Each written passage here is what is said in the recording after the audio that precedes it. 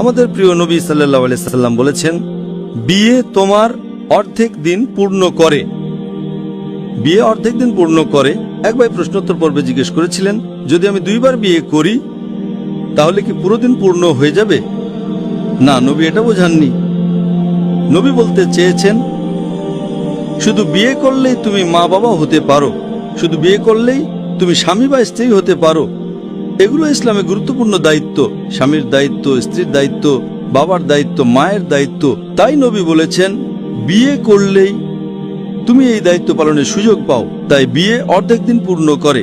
এখন প্রশ্ন হলো, বিয়ে ভয়ের কেন?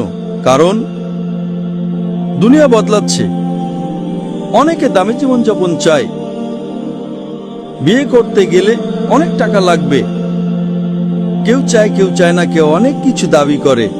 সমাজের ভুল দাবি দেওয়ার কারণে বিয়ে ভয়ের হয়ে যায়। নবী কি বলেছেন? নবী বলেছেন, বিয়েকে এত সহজ করো যাতে জিনা কঠিন হয়ে যায়।